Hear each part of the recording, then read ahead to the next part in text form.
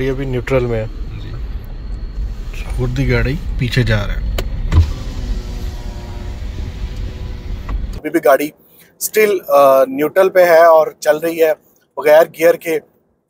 गाड़ी का इंजन जो है वो रुका हुआ है, न्यूट्रल है, उसके बावजूद गाड़ी इस वक्त जो है वो 80 की स्पीड।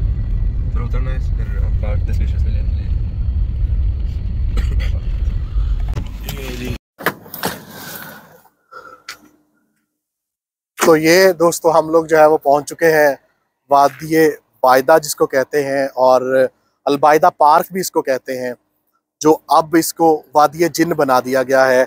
अब लोगों ने इसको वादिये जिन का नाम दे दिया। ये देखिए बुलंद वाला पहाड़ है, चारों तरफ जो है वो पहाड़ है खूबसूरत और बिल्कुल ड्राई पहाड़ हैं, और इन पहाड़ों के बीच में ये एक खुला मैदान है, और पहाड़ों के बीच में मैदान को ही वादी कहा जाता है। और इस वादी का जो एक्चुअल नाम है वो अलबायदा पार्क है, अलबायदा वादी कहा जाता है। लेकिन और मुख्तलिफ क्यास आराइयाँ होने की वजह से हर बंदे की अपनी राय है, हर बंदे की अपनी क्यास आराई है कि यहाँ पे जिन रहते हैं जो गाड़ियों को धक्का लगाते हैं, और उन्हीं क्यास आराइयों की वजह से इस वादी का नाम जो है वो वादिये जिन पड़ चुका है, और इसको अब वादिये जिन कहा जाए। साइंस के मुताबिक ये कोई जिन्नों का काम नहीं है, ये ग्रेविटी सिस्टम है। जब उस ग्रेविटी पे या उस मकाम से जहाँ पे वो ग्रेविटी असरअंदाज नहीं होती या होती है, तो वहाँ पे गाड़ी अपने आप चलती है। और कैसे चलती है वो भी आपको दिखाते हैं, गाड़ी में बैठ के आगे जाकर उस मकाम पे जाके आपको दिखाते हैं कि गाड़ी बगैर स्टार्ट किए न्यूट्रल में जो है वो गाड़ी खुद ब खुद कैसे आगे चलती है 80 से 100 की स्पीड पर। और जब हम मदीना से इस वादी की जानिब आ रहे होते हैं, तब वो जो ग्रेविटी पावर है वो काम नहीं करती। सिर्फ जब यहाँ से इस वादी से हम उस तरफ जाते हैं, यानी कि मदीना की तरफ जाते हैं, तब वो ग्रेविटी काम करती है। तब जिन जो है वो गाड़ियों को धक्का लगाते हैं और गाड़ियाँ जो है वो भागती हैं।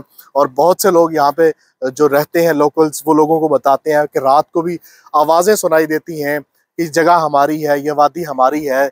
और फिर वो लोगों को बताते हैं कि ये जिन्नों की आवाज़ें हैं और ये वादी जिन्नों की वादी है, यहाँ पे जिन रहते हैं, इसलिए इसको वादिये जिन का नाम दिया जाता है। अभी गाड़ी हमने रोक दिया है, ये देखें, ये गाड़ी बिल्कुल न्यूट्रल है और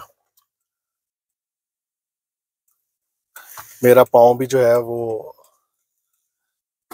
आप देख सकते हैं एक्सीलेटर पे नहीं है, डबल इंडिकेटर लगा हुआ है और गाड़ी आहिस्ता आहिस्ता चल रही है।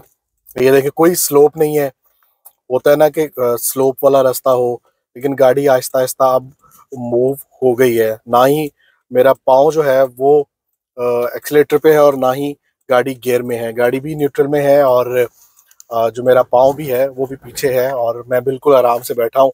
जस्ट स्टीयरिंग संभाला है और गाड़ी खुद ब खुद चल रही है। डबल इंडिकेटर मेरा ऑन है और आप देखें ये यहाँ पे ऐसा लग रहा है जैसे थोड़ी सी चढ़ाई भी है, ऊपर चल रही है गाड़ी, उसके बावजूद गाड़ी खुद ब खुद चल रही है।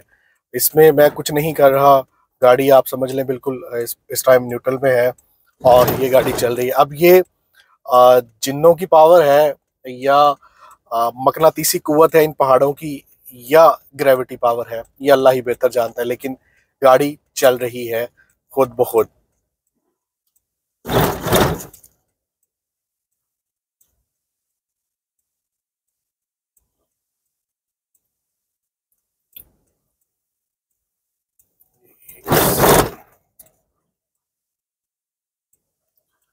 ये तकरीबन 40 की स्पीड इस वक्त है इस गाड़ी की। और ये देखें, ये न्यूट्रल है और ये उसके बावजूद अब स्पीड जो है वो इंक्रीज होना शुरू हो गई है, 40 से ऊपर जाना शुरू हो गई है। जैसे मैंने आपको बताया कि जब मदीने से इस वादी की जानिब आते हैं तब ये फोर्स जो है वो काम नहीं करती, और जब हम वादी से वापस मदीने की तरफ जाते हैं तब ये फोर्स जो है वो काम करती है। और ये तकरीबन 3 से 5 किलोमीटर का डिस्टेंस है, जिस डिस्टेंस में ये जो पावर है, ये ग्रेविटी पावर है या जिन्नों की पावर है। अभी भी तकरीबन 3-4 किलोमीटर सफ़र हम तय कर लिया है और अभी भी गाड़ी स्टिल न्यूट्रल पे है और चल रही है बगैर गियर के। गाड़ी का इंजन जो है वो रुका हुआ है, न्यूट्रल है, उसके बावजूद गाड़ी इस वक्त जो है वो 80 की स्पीड से ज़्यादा है। क्योंकि ये स्पीड लिमिट यहाँ पे कम है, इसलिए मैं जो है वो ब्रेक का इस्तेमाल करता हूँ ताकि स्पीड लिमिट जो रोड की है उसके मुताबिक मैं गाड़ी को वापस ला सकूं।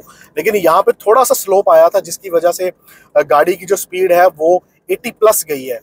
तो ये अब वहाँ पे तकरीबन वो जगह आने वाली है जहाँ पे ये जो ग्रेविटी फोर्स है ये ख़त्म हो जाएगी। अभी तक जो है वो गाड़ी उसी पावर पे चल रही है, गियर पे नहीं चल रही गाड़ी, जो है वो अपने इंजन पे नहीं चल रही। जो ग्रेविटी फोर्स है या वो जिन्नों की ताकत है, अल्लाह बेहतर जानता है, गाड़ी उसी फोर्स पे अभी तक चल रही है। और 80 की स्पीड इस वक्त भी इस गाड़ी की है। और अब स्लोप भी ख़त्म हो गया है और स्ट्रेट बिल्कुल सीधा रोड है और यहाँ पे ना तो कोई उतराई है ना ही कोई चढ़ाई है। उसके बावजूद जो गाड़ी जो है वो अभी तक 80 की स्पीड पे जो है वो चल रही है।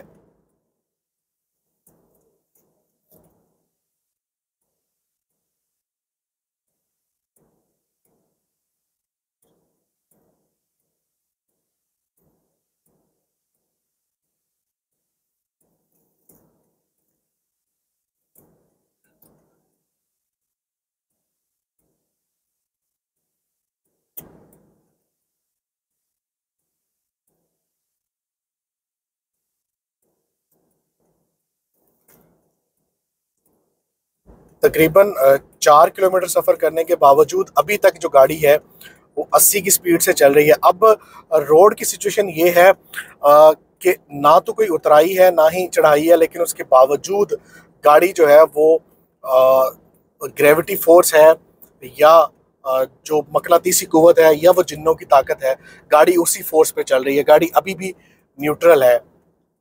इतना लंबा सफ़र करने के बावजूद गाड़ी अभी भी न्यूट्रल है और 80 की स्पीड पे इस वक्त जो है गाड़ी जा रही है, सीधा चल रही है।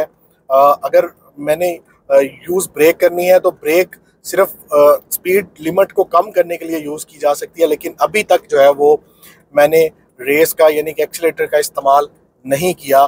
गाड़ी के इंजन की पावर ये गाड़ी को नहीं चला रही, बल्कि वो जो ग्रेविटी की पावर है वो इस गाड़ी को आगे की तरफ धकेल रही है और 80 की लिमिट से जो है वो गाड़ी चल रही है अभी भी। और ये बिल्कुल हमवार रोड है, मतलब ना ही रोड में कोई स्लोप है, ना नीचे जा रहा है ना ऊपर चढ़ रहा है, बिल्कुल हमवार बिल्कुल स्ट्रेट रोड है। और ना ही आप इस रोड से फील कर सकते हैं कि रोड की जो स्लोप बनी हुई है या नीचे उतराई है जिसकी वजह से गाड़ी 80 की स्पीड से खुद ही चल रही है। ये वही कोई पावर है, ग्रेविटी की पावर है, या अल्लाह बेहतर जानता है कि वो कौन सी पावर है जो गाड़ी को 80 की स्पीड से चला रही है। और ये तकरीबन पिछले 4-5 किलोमीटर से गाड़ी इतने ही स्पीड से चल रही है और खुद ब खुद चल रही है।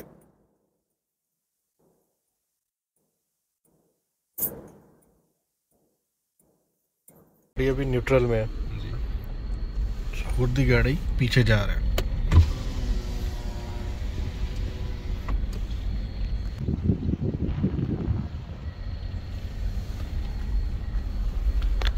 ये देख लें, स्टिल गाड़ी न्यूट्रल में है।